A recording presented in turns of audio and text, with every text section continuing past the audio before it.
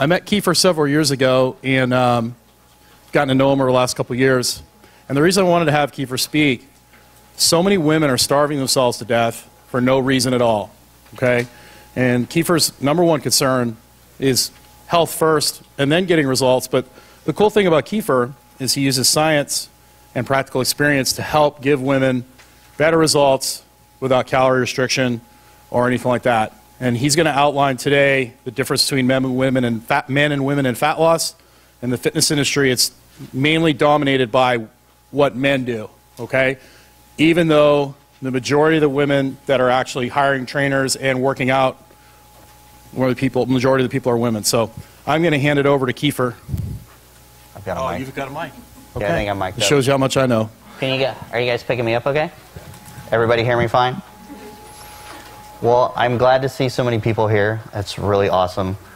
Jim and I talk about all the time how women are amazingly neglected in this arena. And there's several reasons for that. One, we've got just kind of an overreaching, poor nutritional information system that was never based on science. And unfortunately, that system, low fat, high carbs, grains, things like that, actually affect women a lot more heavily than they do men. Men can consume a lot more carbs before they start to see serious deviations in their metabolism and their body shape.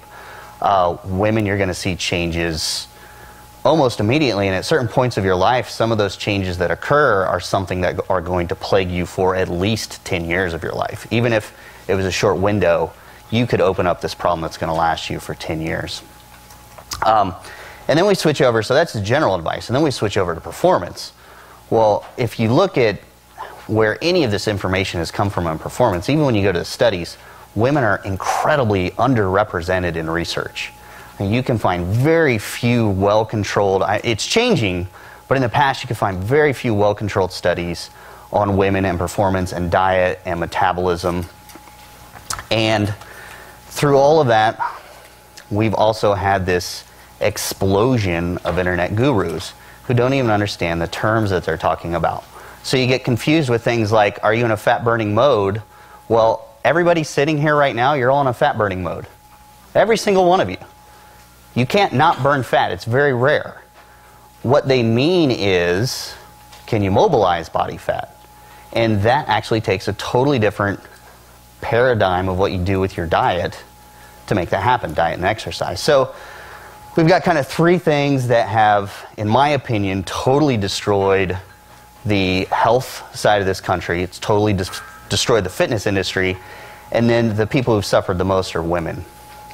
I'm sure all of you have had the classic nutrition advice to just cut back on your food, cut back on your fat, do more cardio. How many people here have been told that at some point in their career? Me too. It's exactly how I started. I was so crazy about it, I guess you could say. I used to ride roughly 400 miles a week on my bicycle at intensities of 20 miles an hour or more. And I never looked like I wanted to look. And I didn't understand it. Luckily, I loved cycling, but I didn't understand what the problem was. So today, what I'm going to do is go over some basic things that are true for everybody, men and women. Then I'm going to go over the differences that women specifically need to be concerned about.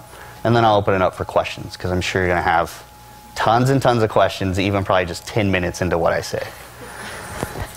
So, how many people here are familiar with my programs? Oh, good. A good number of you. How many in here still eat breakfast? Surprisingly, almost the same number of people.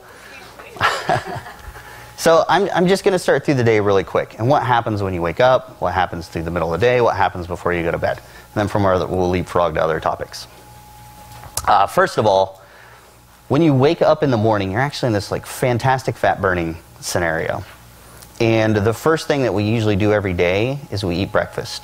Usually that breakfast includes carbohydrates. Well, you just derailed your entire day. And let me explain why. When you wake up, you've had this great overnight fast.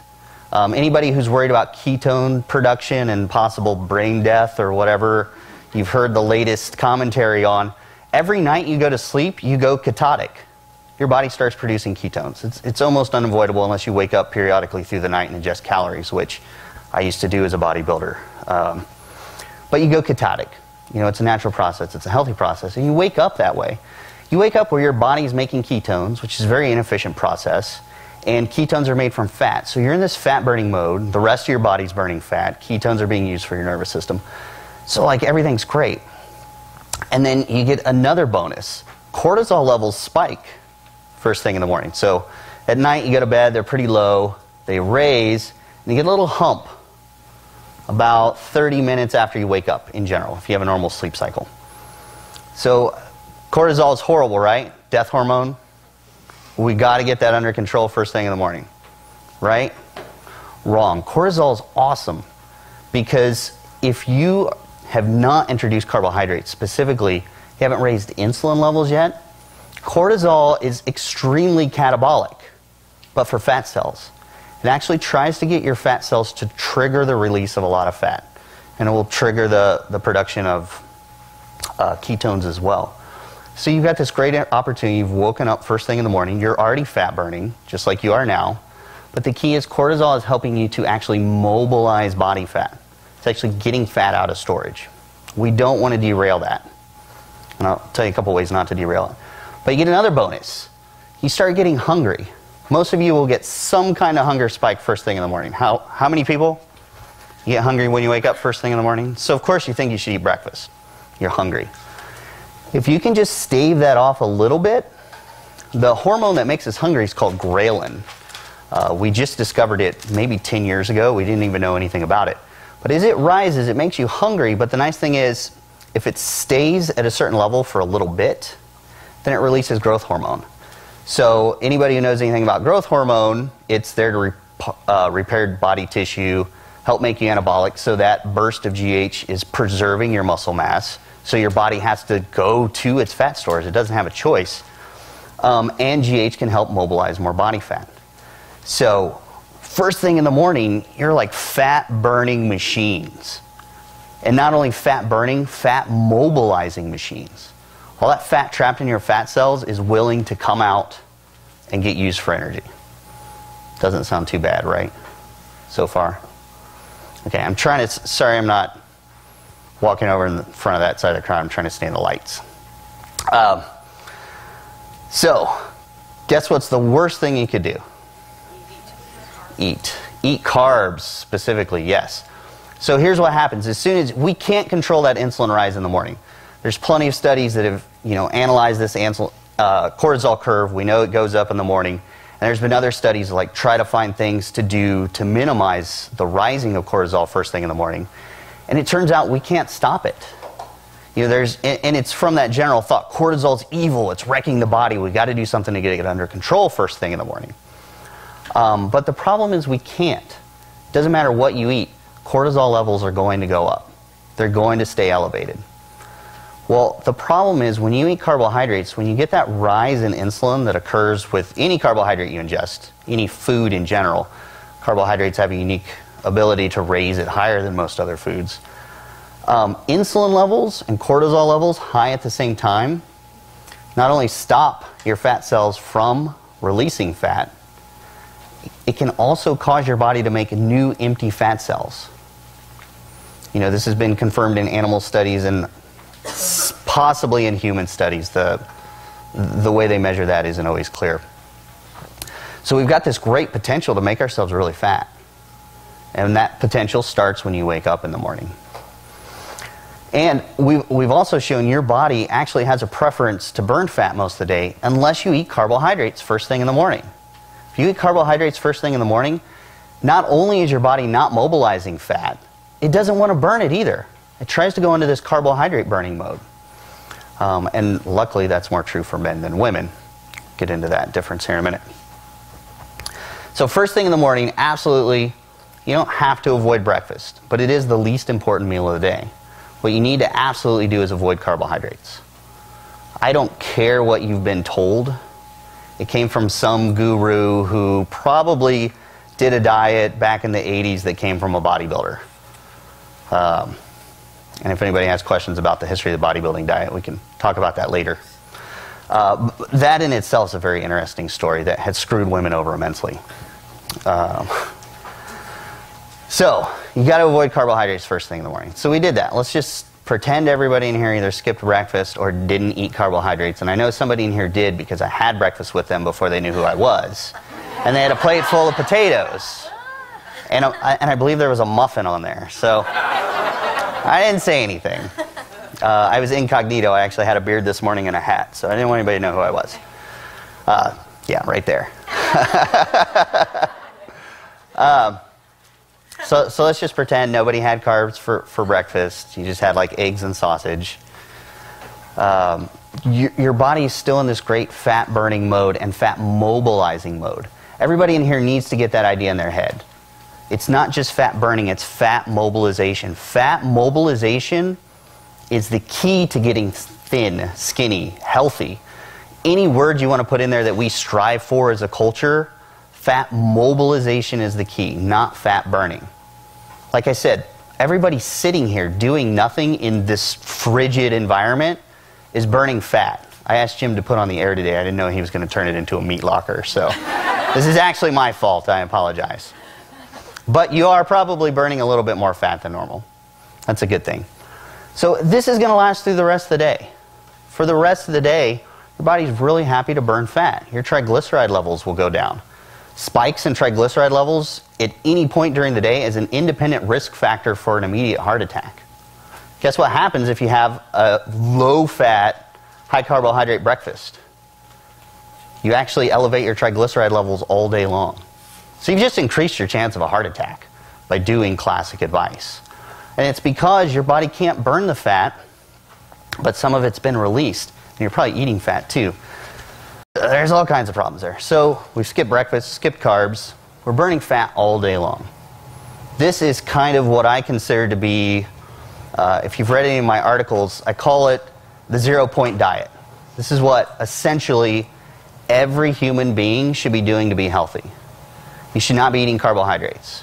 Carbohydrates, the minute you eat those carbohydrates, if you're eating them at any point during the day, you start to turn off fat burning and especially fat mobilization. You start to turn that off and turn on all the processes that do make you fat. And it gets worse. So we'll just stop there. So the 0-point diet is, you really shouldn't eat carbohydrates much during the day, and you should eat low amounts. And that information right there is definitely not enough for this crowd because you guys exercise. That's another mistake that's made. People are like, oh, don't eat carbs, super healthy, you can perform. You can't. You just can't do it. We'll go into that in a second. But I want to emphasize there's a problem with going without carbs for too long. You've got a lot of hormones that regulate your metabolism. I mean, there's 11 off the top of my head I could think of, and if I really wanted to get picky, there's probably another 20 in there that all have some sort of interplay in there. The problem is, most of the ones that are responsible for helping you mobilize fat and the enzymatic system associated with that, those go down over time if you don't eat carbohydrates. It seems kind of counterintuitive, but if you're not eating carbohydrates, the hormones and enzymes responsible for helping you get lean actually go down over time, lean and healthy. So those start to decrease. Well, it's not that hard to get them back up. And this is kind of the second point to what I would call the 0-point diet. And you have to have a burst of insulin at least once a week. There's several great things that insulin does. And here's where I want to turn the conversation a little bit to insulin. Because it's a drug. Don't let anybody tell you different. It's a drug. But we have to understand how to use it. Would you take, trying to think of a good drug example. This one obviously doesn't apply to this crowd, but I kind of relate it to Viagra. When somebody needs a boost, they're going to take the Viagra right then. It has a very specific purpose in the moment. Sorry that I can't think of a better medication, but this one just exemplifies the point. It's a great analogy. So it's like right then, you've got a boost. It's doing what you need it to do. It's a drug that's designed for a very specific moment, for a very specific function. Would you take Viagra all day, every day? I would tell you, obviously the women won't answer this, but as a guy, no, I would not take Viagra all day, every day. It would make this talk very awkward. So, So we use it when we need it. Insulin is identical. Insulin is not designed, your body is not designed to be pumping insulin constantly. Part of the problem that we think with diabetes is not only all the peripheral effects of too much insulin all the time, but your pancreas isn't designed for constant output. Beta cells burn out, and they'll burn out faster if you're using them all the time. And I'm sure that analogy applies to the Viagra case as well. But, you know, it's not made for that continuous kind of output. You got to regulate that. And the research, I cannot surmise what happened during the Paleolithic period. If anybody here is on paleo or a fan of that, I can't tell you historically why these things are true. This is just how we know the body works. And your body seems to need a spike of insulin at least once a week.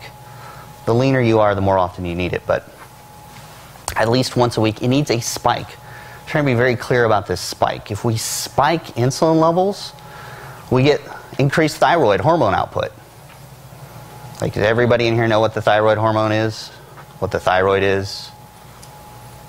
It's very important for metabolism.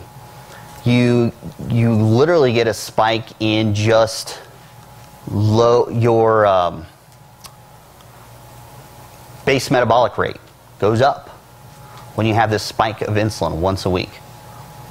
And also, this spike of insulin, the spike is very important. You reach a certain threshold, your fat cells actually do the opposite of what they normally do. They start dumping more fat. So these spikes can be very, very beneficial. And from my point of view and from the research, you could argue that they're necessary once a week. The great thing is like, oh, great, so I get one night a week where everything's accelerated, my thyroid hormone's up, I burn off more energy, I sweat, I get cramps, great. But it turns out, like, you know, there's some downsides to having that spike that night, but that effect lasts for the next 4 or 5 days. For the next 4 or 5 days, you've just reset your body. All the things that went wrong not eating carbohydrates for a week, you just fixed in one night. So now you're back on track. Your body's ready to burn a lot of fat again. Your metabolism is up. You're mobilizing a lot of fat. All your hormones are where they should be. So you're not getting a very suppressed hormonal system. We'll talk about that too, because some of you have either been a victim or have seen victims of that. Your hormonal system's not suppressed. Your body's ready to start getting rid of body fat again. And, you know, by the time it stops, what would you do? Viagra example.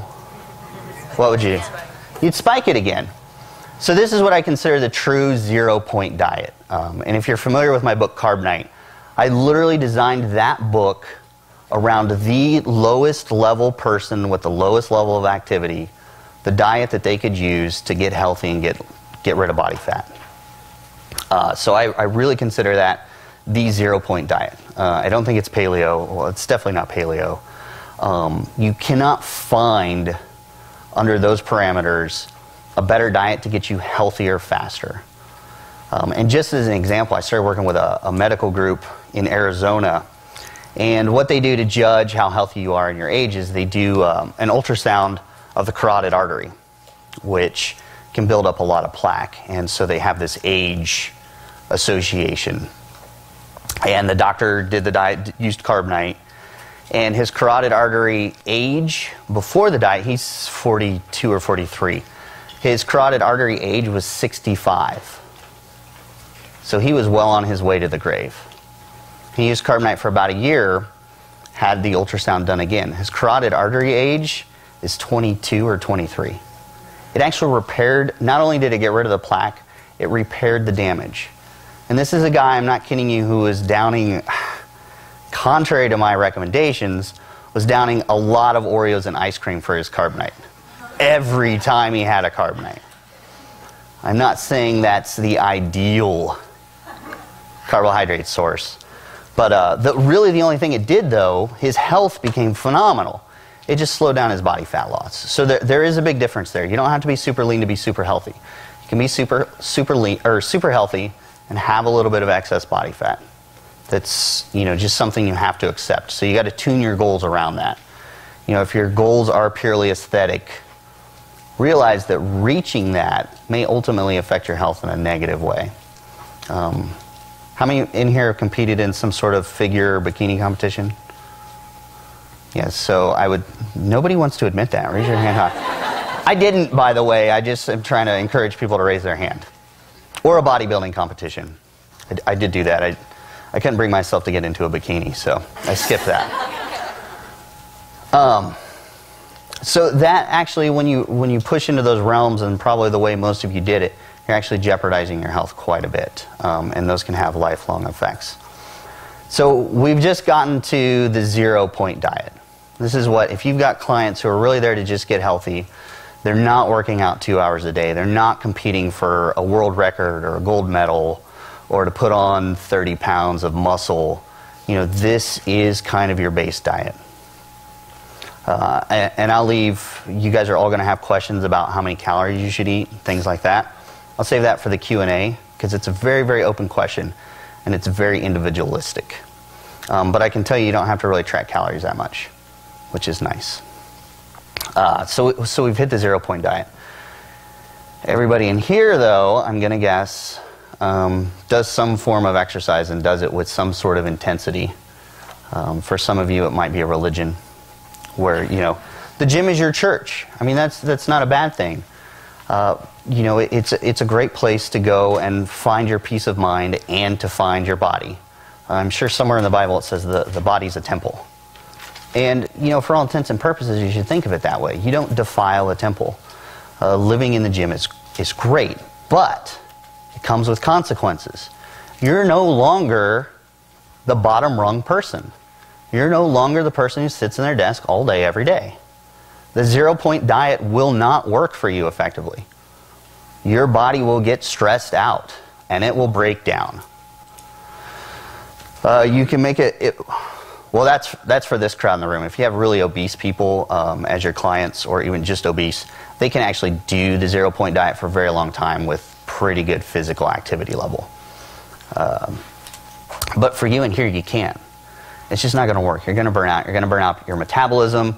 As that stress occurs, you're more likely to incur injury, cellular damage, you name it, soft tissue damage, atherosclerotic damage. And this is all can occur because your body's too stressed out. CrossFit is going to be this great research community in about probably 20 years of the effects of overstressing your body, even for a short duration, because a lot of people probably don't last in CrossFit more than 6 months. And we'll be able to see the effects of that. And I'm betting, not for their sake, but I'm betting that we'll be able to show that that amount of stress for that amount of time is detrimental for the rest of your life. Your body just can't fix some things. So one thing that we can use to fix stuff quickly are carbohydrates. And it's somewhat the carbohydrates, but it's more importantly the insulin. Insulin is, like I said, it's a really great hormone for growth. It makes soft tissue grow. It helps the growth and repair of connective tissue. Unfortunately, not used right, it makes fat cells grow, muscle cells grow. Your nervous system thrives on glucose. So, insulin and carbohydrates are fantastic. And insulin is also anti-inflammatory. It's one actually powerful benefit of it that's lost in a lot of ways. And knowing how to use insulin right, it can actually be incredibly thermogenic and fat mobilizing.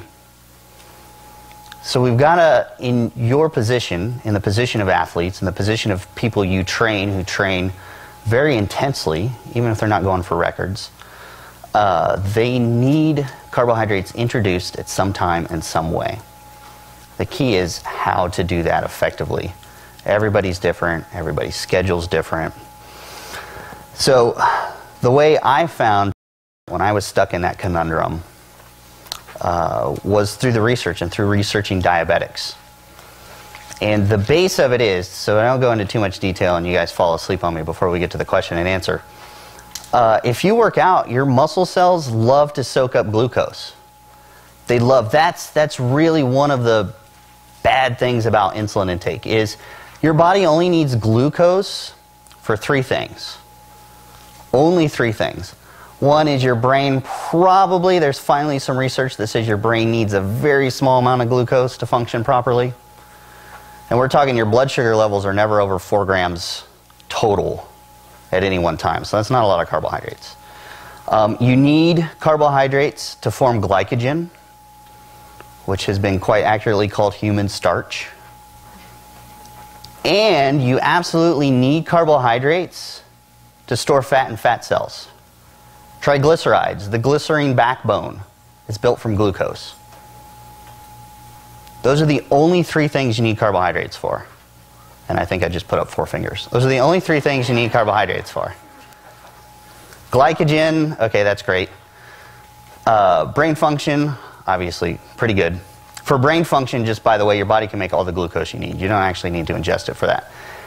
But to store massive amounts of body fat, you need to ingest massive amounts of raw material to help you store that fat, and that's glucose.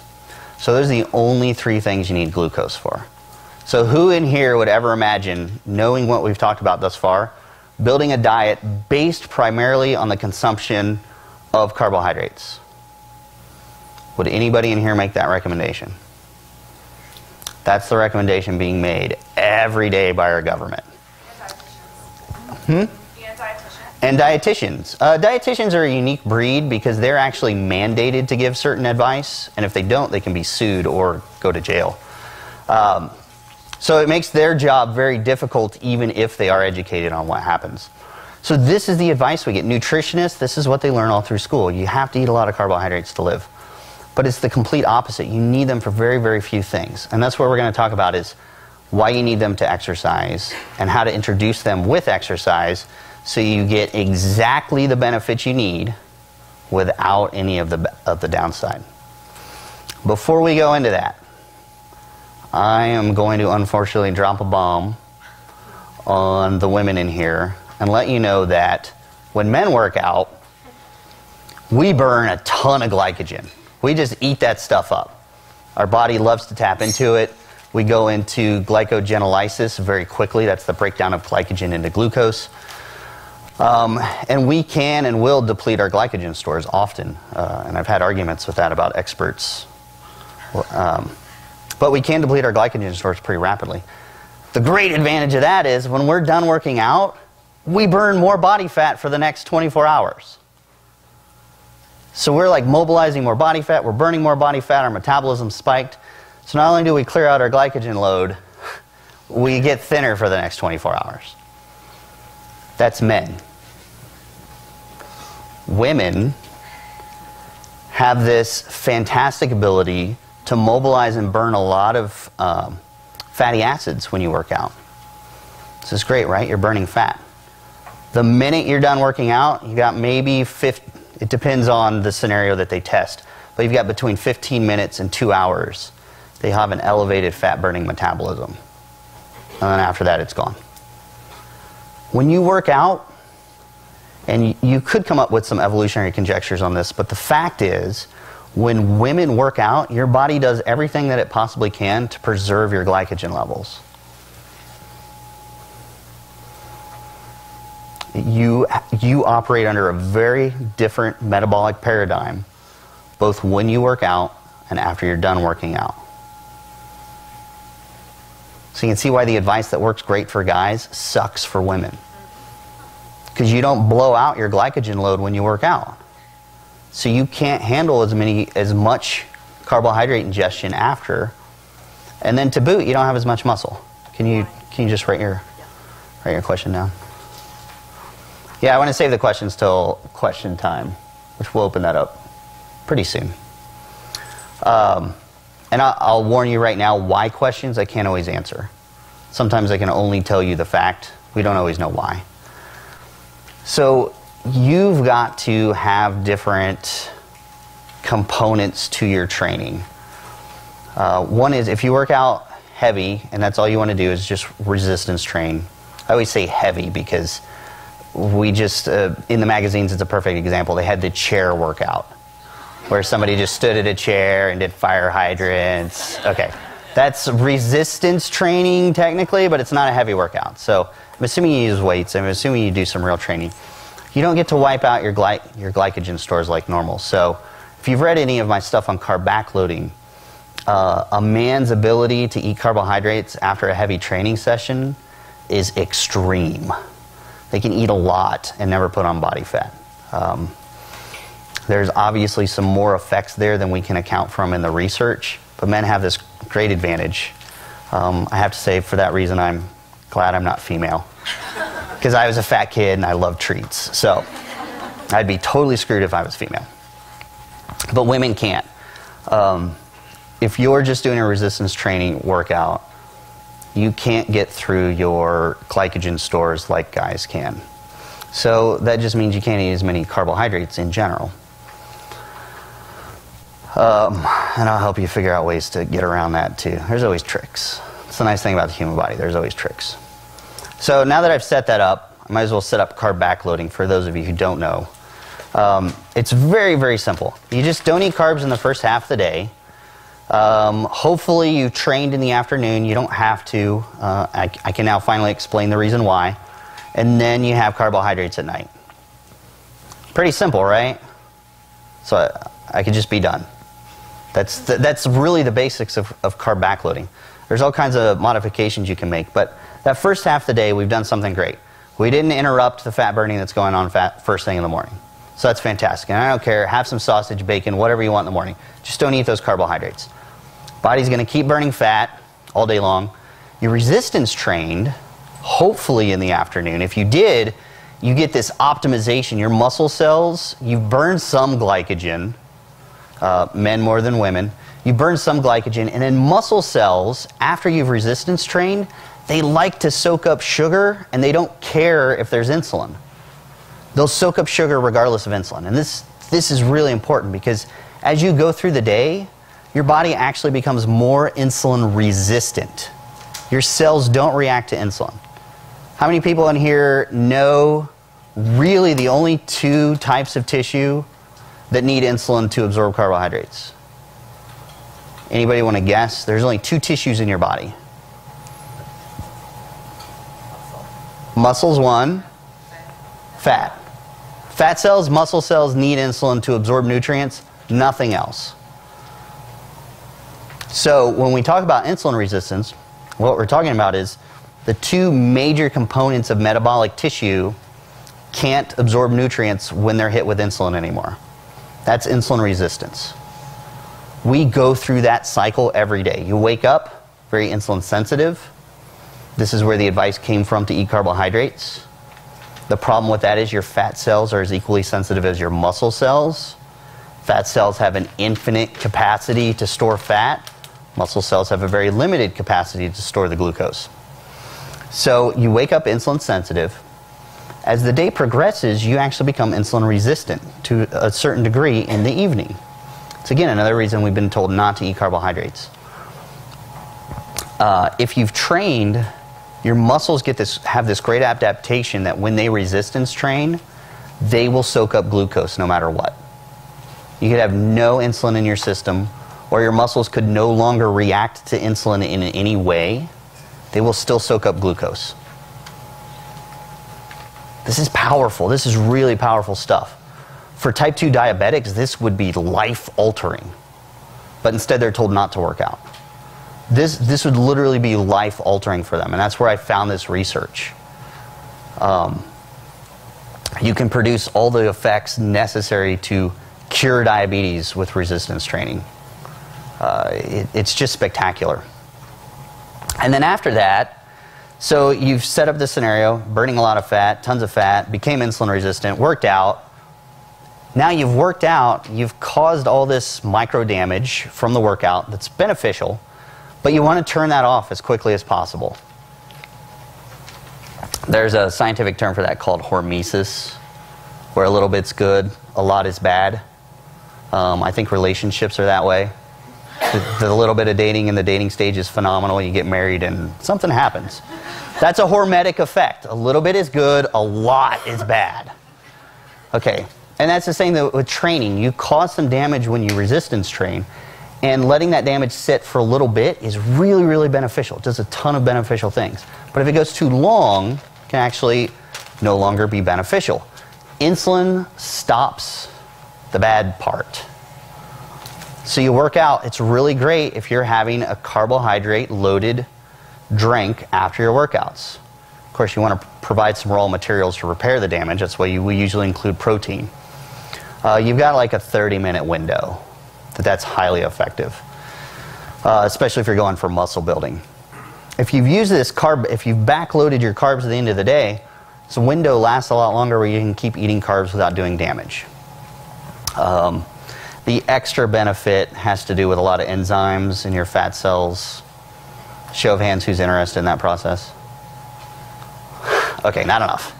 I'll talk about that later. But, you know, enzymes regulate in different ways when you don't eat carbohydrates through the day. So by the time you get to carbohydrates at night, your enzymatic system, that's pretty much your entire body, it has switched to burn fat and not store fat. So you have two effects. You've got an effect that's amplified by resistance training, and you've got an effect that's going to occur naturally simply because you didn't eat carbohydrates for most of the day. Now, here is the key to those backloaded carbs. They have to spike your insulin level. How many people in here are paleo diehards? Anybody? Oh, that's great. This is like the first time sneaky little hand went up. You really won't eat. You think anything outside of that paleo regime is just like poison. I consider that die hard. Okay, good. I'm actually going to tack on a little talk about paleo in a minute too, because I hate it so much. Yes, I am a hater, but that's where most of my best work comes from. A place of hate, not a place of love or charity. So it's hard to eat clean carbohydrates. I'm going to use clean and not healthy. It's hard to eat carbohydrates and make carb backloading work. And there's a lot of failures because people try to eat potatoes or just brown rice or things like that. You will fail. So here's a little trick about insulin. I already told you, if you spike insulin, it can accelerate metabolism and accelerate fat mobilization, which is what we want. And not only can it accelerate fat mobilization, it can actually turn on some enzymes that will prevent your fat cells from being able to store more fat. Okay, the problem is we've got to get insulin over a certain threshold. Eating your low glycemic carbohydrates, guess what that really does for you? What it does is takes this insulin spike that would normally last this long and incur benefits, and it stretches it out like this. Now, when it gets stretched out, it occurs at a much lower level. So you just went from maybe 30, 40-minute period that you could possibly store fat, and you wouldn't, and I'll tell you why in a minute, to potentially 4 hours where your body's more than happy to not release any fat and store as much as you eat. So low glycemic carbohydrates are not good.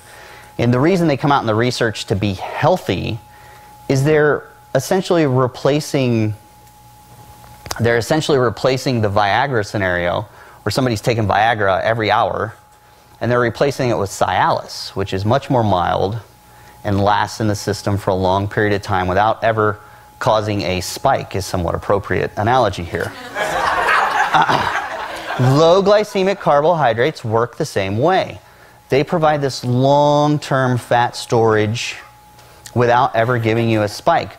Well, obese people have had so many spikes for so long, their body's just really screwed up. They're not producing insulin effectively anymore. Their cells aren't responding to insulin anymore.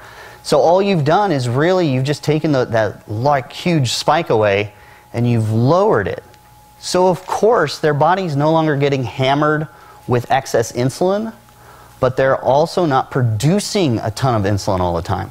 So of course they get healthier. But it's only because they were so sick. You know, that's the problem with a lot of information that you get both from the fitness community and the overarching community, is studies that are done in obese populations are applied to healthy people. They don't apply. I can tell you that absolutely for sure right now. If you're obese and you smell something sweet, you get an insulin spike. If you're healthy, you don't. Your bodies are not the same. If If you're obese, you have literally changed your physiology, your endocrinological processes, your metabolism. You're not the same person. So the paleo foods, carbohydrates in particular, don't work with carb backloading because we need to spike the insulin levels. Once we get insulin over a certain threshold, like I said, your fat cells will get rid of fat. They'll literally empty out, and they turn off the enzyme that allows them to store fat. So you just actually flipped a little switch on your fat cells and said, hey, you guys were made to store energy so that I could use it when I need it, and I need it right now. You just turn that switch on. That's the reason carb backloading works, period, in general, whether you resistance train or not. And that's also why it doesn't matter what time of the day you work out, you always backload your carbohydrates. Working out in the afternoon is optimal, but even if you work out in the morning, you should always backload your carbohydrates. You should always eat them in the evening. Now, everything I've said totally throws calorie counting, energy deficit. It throws a lot of that out of the window, unfortunately. And a bigger unfortunately is we don't have research to test what those scenarios are. All the research that you've ever seen or heard done on calorie deficits and weight loss are usually conducted in obese or overweight people who act very, very differently in calorie deprivation situations. If you're thinner, your body does not react the same at all to calorie deprivation. And actually, a smaller calorie deprivation window, if you're thin, is equivalent to a huge calorie deprivation window if you're obese. The thinner you are, the smaller that window has to be to get rid of body fat. And there is actually evidence that you don't need a calorie deficit to get rid of body fat at a certain point. So now we're coming back to like, how do you use all this information if you're a woman? Unfortunately, your normal training is not burning through your glycogen levels like it should, or like it does for a guy. So really, the important thing is like carb night. I always recommend people start with carb night because it's got like 10 days, no carbs to start, and that's the starting period in carb backloading as well, because that will force you to wipe out a lot of your glycogen stores. For women in particular, you may find you need a longer period of time than 10 days. Men absolutely will be cleared out in 10 days and pretty cranky, so if you have a boyfriend, make sure he's on vacation if he's going to do that. But that's step one. Like, try to get your glycogen levels empty. You can do that through exercise and not eating carbohydrates for 10 days. No, not rocket science. That one's pretty easy. That's the first step. After that, it becomes very, very personalized. Some women find that they can have actually a substantial carb night every night. Others find that it's usually a meal, and this is the most common. It will usually be a meal with carbohydrates, somewhat lower fat for the first one, and then later at night they'll have a dessert, whatever they're like excited about. And it's really because you can't get through the glycogen stores like guys do. How many people are not as excited anymore about carb backloading? You can eat carbs every day of your life, I'll tell you that. You just need to eat them at the right time. And women, you need to control your quantities much more so than men. The other thing you can do are exercises specifically that help push through your glycogen reserves and can force your body to get rid of glycogen when you train. I am always in favor of high-intensity aerobic exercise. Sprinting, hill sprints, HIIT interval training is great. You might want some little longer bursts than 30 seconds because your goal isn't... You got to keep in mind a lot of these studies are to find out, okay, can we get the same health and certain performance benefits by doing this paradigm versus this paradigm? And the answer is yes, but they're not necessarily looking at things like, okay, will this paradigm burn through more glycogen than this paradigm? They're not necessarily always looking at that. So those numbers can vary. 30 seconds is usually what's recommended in a HIIT cycle. That could go when I have somebody pre-contest who's still doing HIIT. They're literally trying to go for a full minute at a full-out sprint. Very rarely do they make it that full minute, but they're trying to go that. They're trying to empty out their glycogen reserves. You can add like 6 cycles of 1 minute attempt, 1 minute all out. You might only make 20 seconds. You might only make 30 seconds, but you're trying to attempt a minute all out. Spin bike is my favorite. Wind sprints are another favorite. Make sure you have good body mechanics, though, before you go out and try to wind sprint so you don't hurt yourself and pull a hamstring. So wind sprints, spin cycle, rowing machine, trying to go all out, and in between, anywhere between 2 and 4 minutes of rest. Usually the recommendation I make is when you've recovered your breath and you could talk somewhat normally, do another cycle. Try to do this before you resistance train. It's kind of your ideal window if you're a woman. You said 6 cycles. Yeah. Kiefer. Yeah. So your total high intensity output would be between 3 and 6 minutes.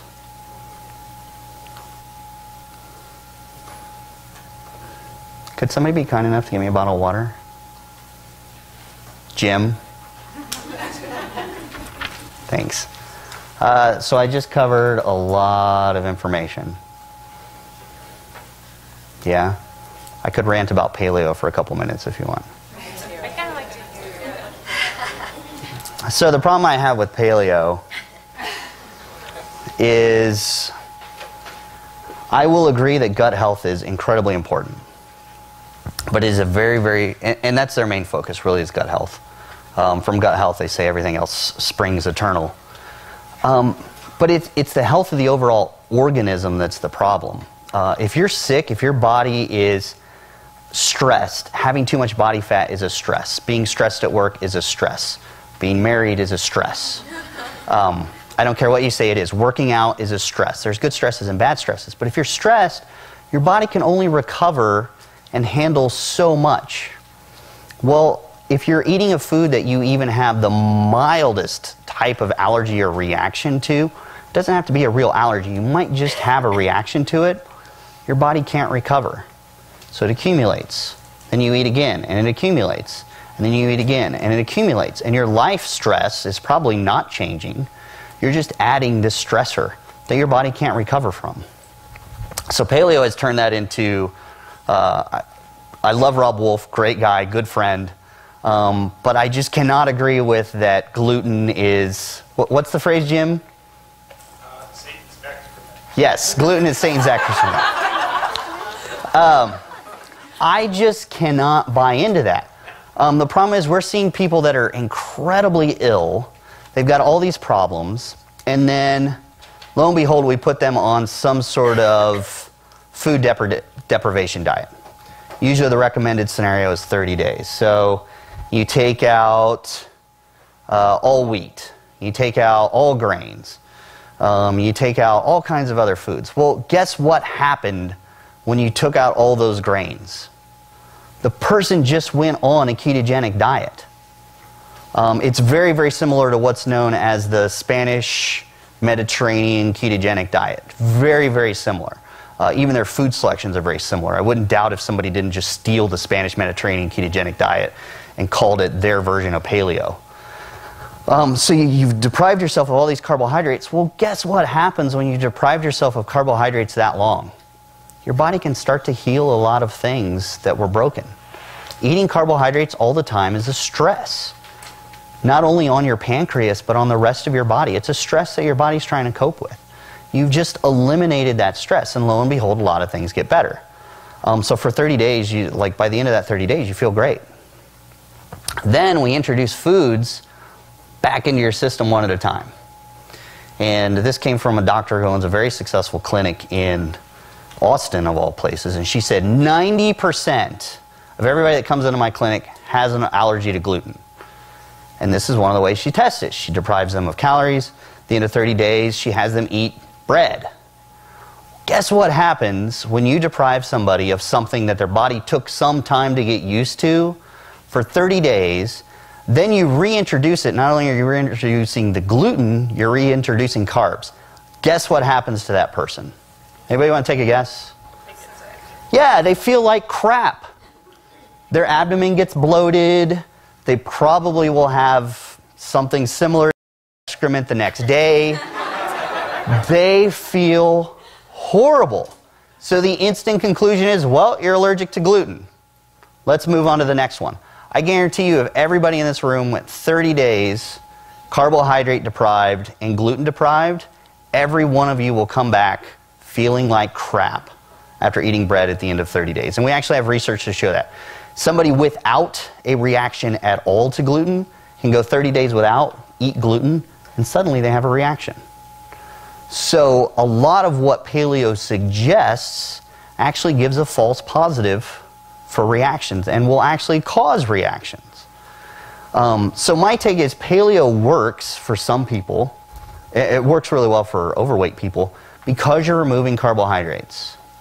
You're removing carbohydrates and you're allowing the body to become healthy again. And you're allowing it to become healthy to the point that you can reintroduce those things from time to time and not feel bad and not get sick. And I'm going to throw Jim under the bus on this one because he would have like blow up arguments with me about he couldn't eat gluten.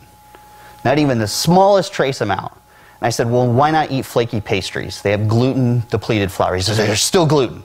I can't do it. It's just, you know, I won't say his signature phrase that he always brings up, but it has something to do somewhat with Satan's excrement. You know, he's just adamant. Well, for some reason in Austin, I talked him into trying cherry turnovers, my pastry of choice. And not only did Jim try a cherry turnover, he tried a box of cherry turnovers.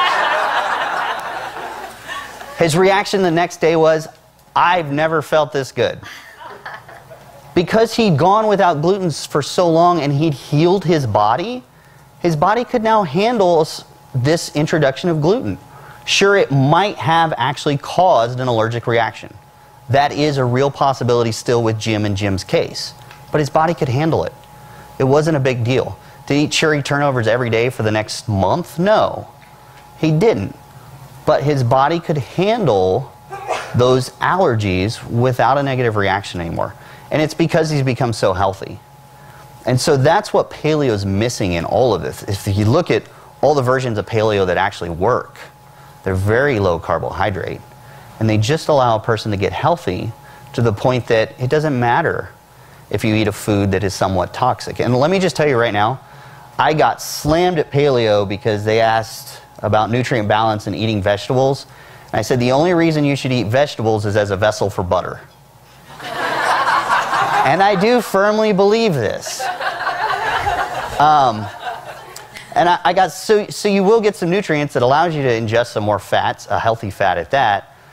But 99.99% of all the toxins in your body that are all the toxins in your diet that are carcinogenic come from vegetables. The vegetables themselves produce those chemicals. Imagine you're stuck in one spot. There's all these animals around you that are trying to take a bite out of you all the time. What is your only mechanism? To make yourself either taste like crap or to make yourself poisonous. So plants produce a lot of poisons. Their form of defense is chemical warfare. They produce a lot of poisons that are poisonous to just about all animals and insects. And that's what we ingest. We ingest those poisons. And often that's what we can be allergic to. But so the key is, you know, all this stuff about pesticides, about going organic, about paleo, it's really kind of smoke and mirrors because we know enough about the body to know what it is that makes it healthy. Okay, that's perfect. Yeah, not as much as I wanted, but Whenever you're ready for questions. I'm ready. You guys ready to ask questions? Make sure we use the mic. All right, keep it away from that guy. He already told me he was going to slam me with questions. Jim, where you running off with the mic? Here, I've got my mic girl assistant.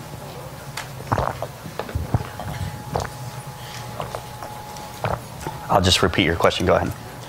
So are you, in a nutshell, are you saying that, well, I'm sorry, in like carb night would be for somebody who doesn't work out, and CBL would be for those that do work out? So the question is carb night specifically for people who don't work out, and carb back loading is for people who work out? Yeah. Essentially, that's your question. Yeah. No, that's not true. Okay. Carb night will be applicable to a very wide range of people, even if they work out. Okay. And the more excess body fat they have, the harder they can train and remain on carb night.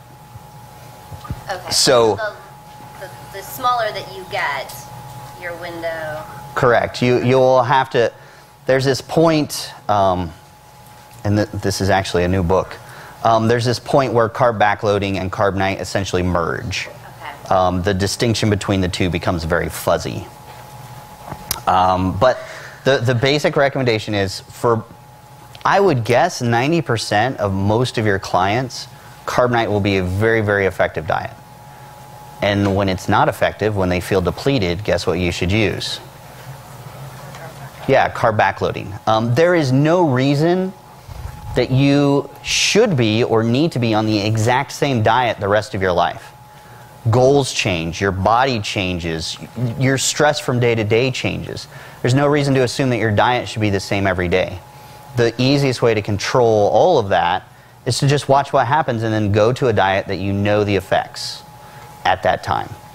And then the hope is to educate your clients so that they can continue to evolve their diet as they move on with or without you through life. Jim, circumvented you. Go ahead. Okay, so this doesn't exactly pertain to this discussion, but I work for a running foundation and I read a lot of your work. And I saw a piece that you did on long distance running. And then there was a critique piece on another website called Jezebel. I did see that, yeah. And I was curious what your thoughts were on what they posted, because I work with a lot of runners, and what they preach and what I believe are two totally different things, but they don't necessarily know that. So I was just curious on the thoughts that did you see the response that they wrote, and maybe your thoughts on... Their response was inappropriate. Not that it was inflammatory or anything like that. I don't mind people being inflammatory because I'm inflammatory, so I don't want to be a hypocrite. But their article totally missed the mark, because the point of my article was assuming that running in the context of weight loss or fat reduction would be effective. And it is irrefutable that if you're trying to reduce weight and you're doing a lot of running, that thyroid output will be affected. End of story. If you're a professional runner and you're constantly tuning your diet to meet your needs so that you never incur weight loss, then yeah, your thyroid will probably operate okay. I'm not going to say optimally, but it will function okay. So their response was actually in defense of something I wasn't even saying. And if you read most of the comments on that article, if you did happen to read it, the majority of comments were inappropriate to what the article was trying to say at all. I mean, because I've worked with long distance runner. I've worked with Ironman competitors. I didn't say, oh, you need to stop. Just don't do it. That's stupid. You know, I made a diet that made them healthy as could be in that performance paradigm. That's not what that article was about. That article wasn't about don't ever run. The article was, if you're trying to use running for weight loss or steady state cardio, it will not work. It actually causes enzymatic changes that don't allow you to release fat anymore. I mean, and so, you know, their critique sucked, basically. It just showed, like most of the internet, they weren't critical thinkers. They just wanted something to trash. And they were mad. Who's got a mic? I told you guys not to give him a mic. Go ahead. Hey, Kiefer, I'm going to email you the geeky stuff, the questions. Okay. Especially about the DNA implications of evolution for paleo diet. But, well, I just have questions about that. So. Oh, yeah, I've got answers. This is basically a three-part question, but it's all the same thing as far as dairy for women. Dairy. Not only just, I understand that yogurt is a Greek yogurt is something that, you know, you've suggested for time. And for somebody that's looking for performance, maybe to get stronger or whatever, but the implications of dairy for women, especially the hormones in dairy that could cause women to basically gain weight, unwanted weight. So for a female that's maybe powerlifting, yeah, no worries, but for a female that is looking to lose weight, so hence maybe chocolate milk for a female, and also, you know, that fat content, is that something you would not recommend, especially post-workout, like chocolate milk? Right. Well, chocolate milk, milk in general, it's an okay glycemic food, but there's really nothing special about it. The problem, most of the time, I would say the link between any type of hormone leakage in milk, especially pasteurized milk, raw milk is probably a different story. The impact of that on human physiology, male or female, is the correlations you can make are tenuous at best. Okay. What we do know is introducing a large amount of dairy into somebody who is highly calorie deprived preserves a lot of muscle mass. And so burn actually allows the body to burn more body fat, and that's in males and females. So we obviously have some discrepancy between what's being said or what one study may have found a connection to and what we have in controlled studies. But what we do know is casein. Some people do have a very distinct allergy to casein, which can cause massive body inflammation, which can then have repercussions for body fat storage because that whole body stressor is going to abnormally increase cortisol levels. And then at some point, people are usually eating carbohydrates, insulin, carbohydrates, fat. So the real key is the casein component, which you're not going to get away from in Greek yogurt. You're not going to get away from basically any dairy product except potentially whey isolate. And there's other interesting things about dairy, but it's one of those, if you consume it and you notice it's causing a problem, stop. Because unless you want to go get tested medically to see, do you have a legitimate inflammatory response to casein.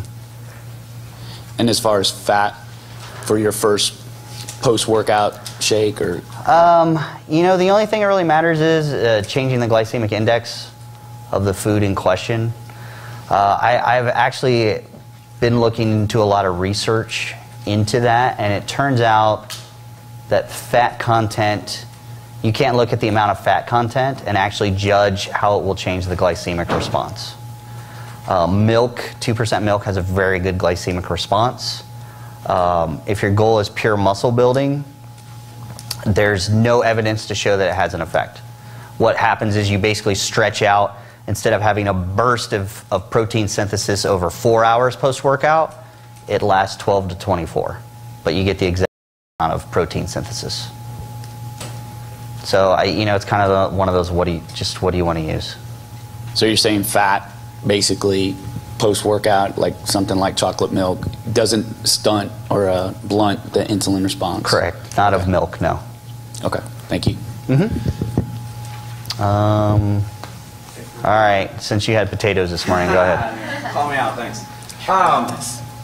We teach 5:30 in the morning, 6:45, 9 a.m. boot camps. We always get the question, I'm not making it through my workouts, and then I find out they haven't eaten at all. What would you recommend in the morning to somebody that's waking up at 5 and then working out at 5:30? Fix their metabolism. Okay. They should be able to handle an intense boot camp without eating first thing. If they can't, you can try to ease them into that. One way to do it is coconut oil in coffee with some heavy whipping cream.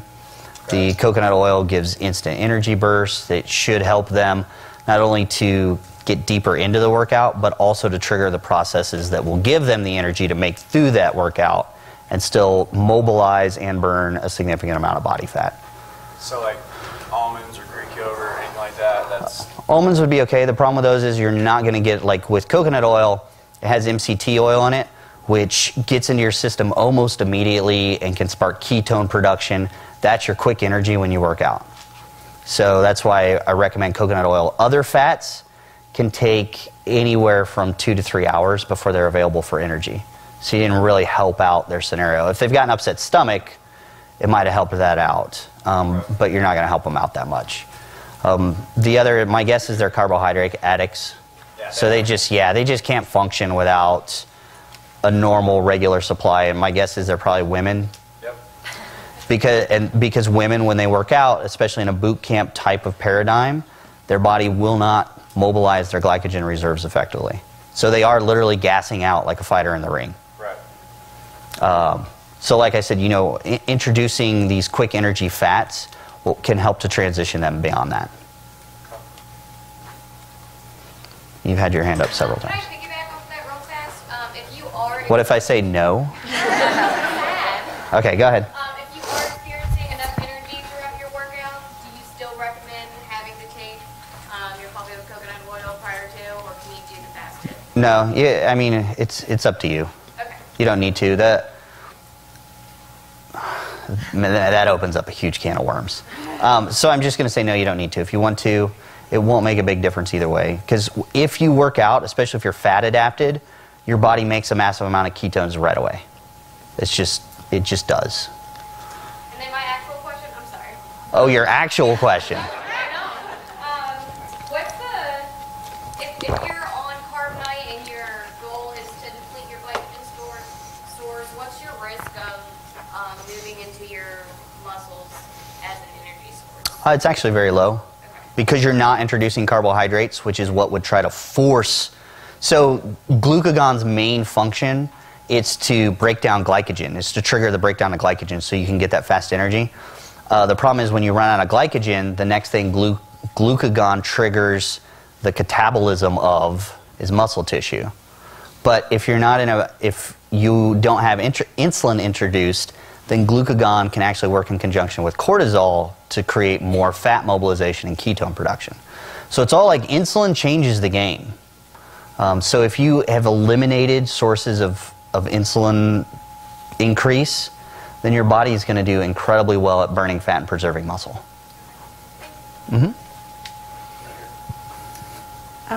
What is the shortest amount of time you would get benefits from holding off your breakfast? And what would your ideal carb night be for a woman? And do you find the carb night would affect serotonin levels for a woman? So what was part A again?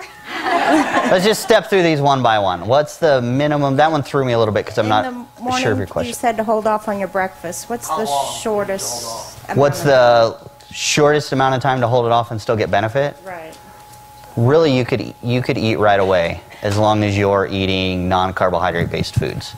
Okay. So, a good rule of thumb there is breakfast can be a really fatty meal and still help your metabolism. Because if you eat bacon, the fat for most of that bacon is not going to be in your system for another 2 to 3 hours.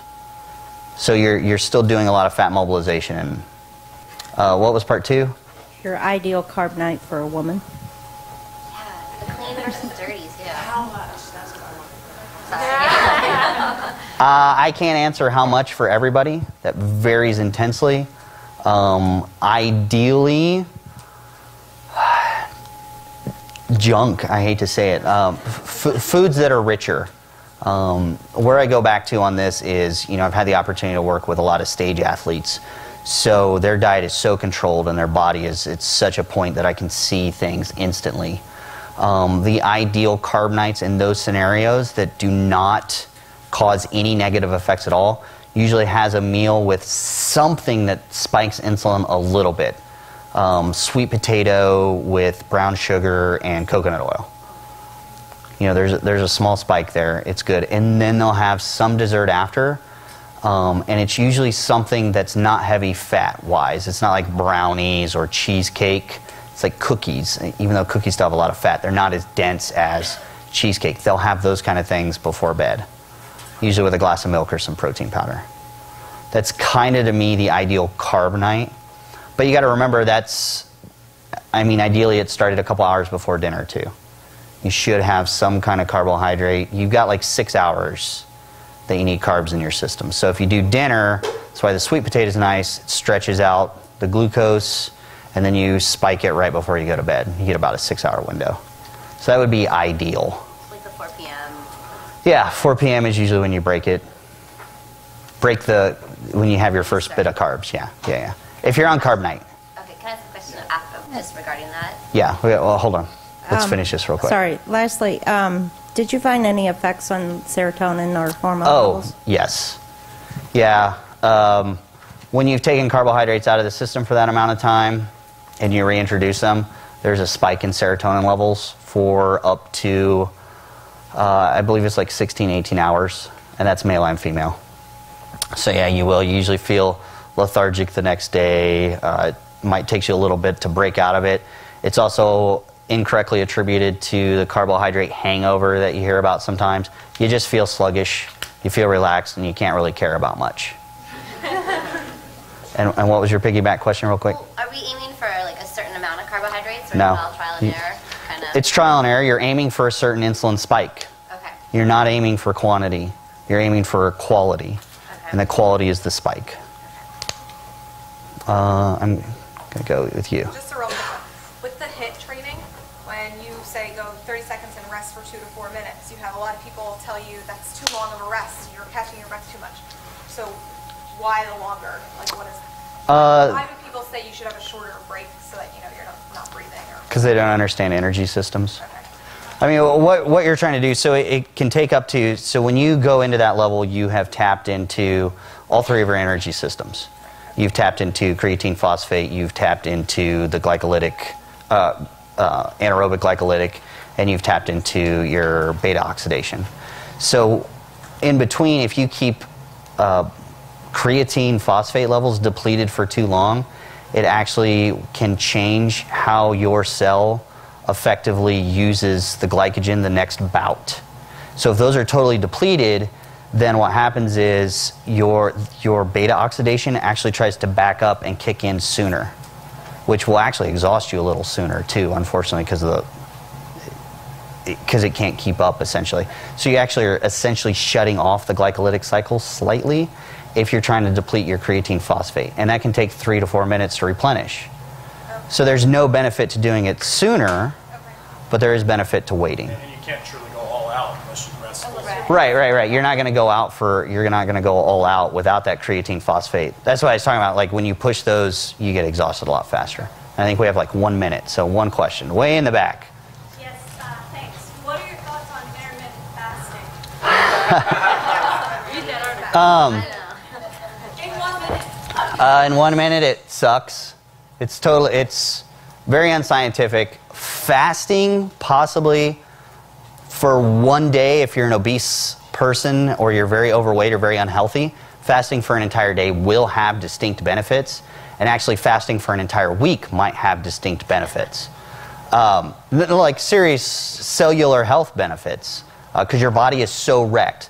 But every night, even if you eat right before bed and then you held breakfast off a little bit, you're going to have between 8 and 12 hours of fasting, and that is the maximum amount of time that you can get benefit from a fast if you're a healthy person without going into negative side effects. So does the coffee with coconut oil and heavy cream count as a meal? The coconut oil would technically break the fast. But you've got, in that 8-hour cycle, just in a normal sleep cycle, we go through several phases that occur during fasting that are incredibly healthy for your cells. So if you get nice, good sleep that you do not interrupt with food, you're getting all the benefit that you can get from fasting. Unless I said you're like super, super sick. Like cancer patients, it turns out they have a higher survival rate if they fast for 3 days before doing their chemo. But that's a very, very special situation. And it works because it's helping to make the cancer cells very, very weak. So imagine what that does to your other cells in the process. Did you want to take some more questions? We're running ahead of schedule. Oh, we are? Or are you fried? I could probably answer questions all day. Let's try and use the mic so everybody can hear. So let's... All right, so I won't call on anybody until you have a mic in your hand. Makes it scary. Can I get another bottle of water, Jim? Thanks.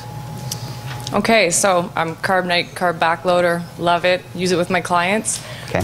But the one thing I do run into frequently with women is if their gut health isn't optimal, I won't get results with Carb Night. So what's your protocol with that?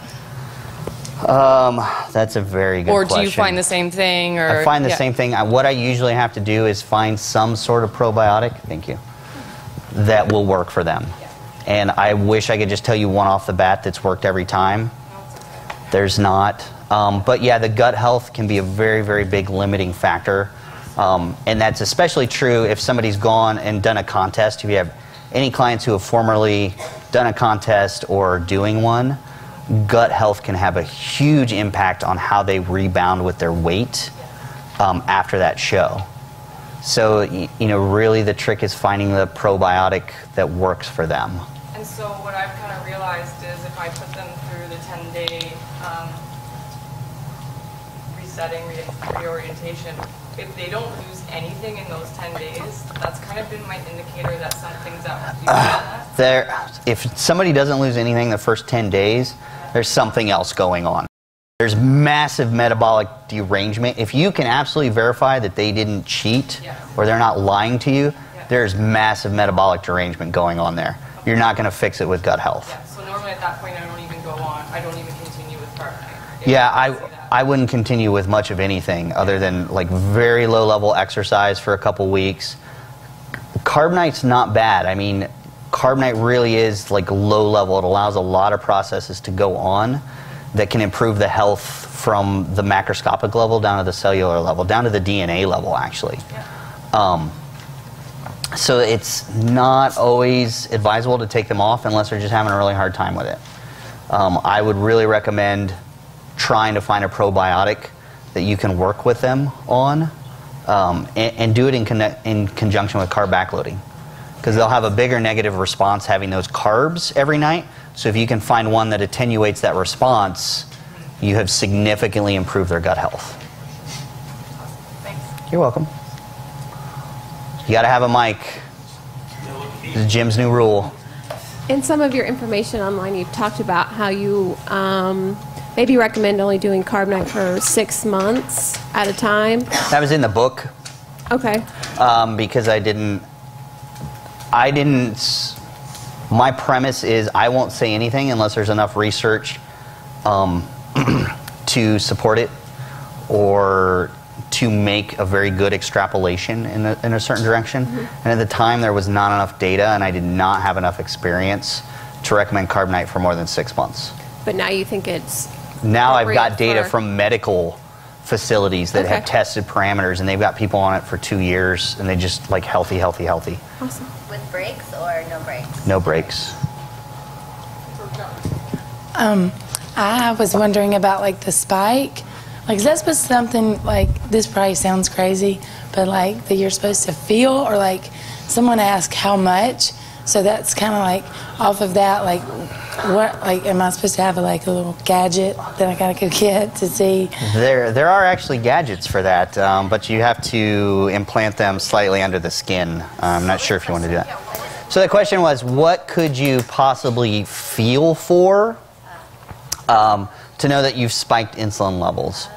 That's not a very easy question to answer, unfortunately, because not only will everybody have different reactions, everybody will have different reactions at different points while they do the diet. One thing to look for is elevated body temperature. That's usually the best one. Quick dehydration setting in, especially like you just feel dry in your mouth, that's another really good indication that you pick some good foods. Otherwise, I really just go with stuff that you know is bad. Oh my God, I'm not supposed to eat cookies. Oh, there's my carbonite food. I mean, really, it comes down to that simple. I know it sounds weird, but it really is that simple. 2 things. Do you have an idea, you talk about on the website about a new version on carbonite coming out? Is there a personal goal for when we might see that?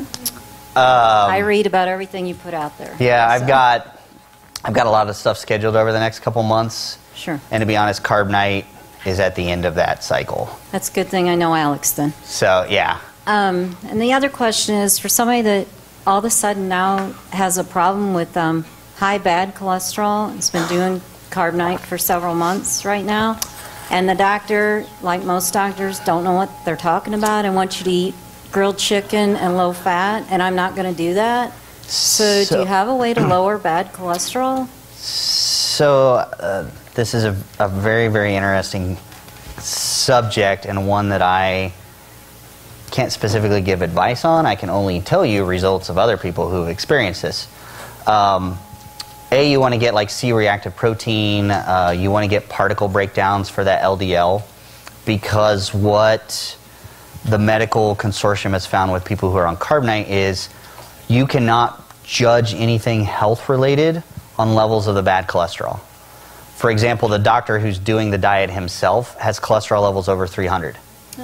Everything else, everything he looks at every time is super healthy, and he's actually having regeneration in some of his cardiovascular tissue. So I'm not saying just don't worry about it blanket-wise. What I can tell you is the correlation between health and bad cholesterol is incredibly individualistic, and we don't normally see those individual fluctuations until you come onto a diet like this that allows your body to use cholesterol the way it wants to.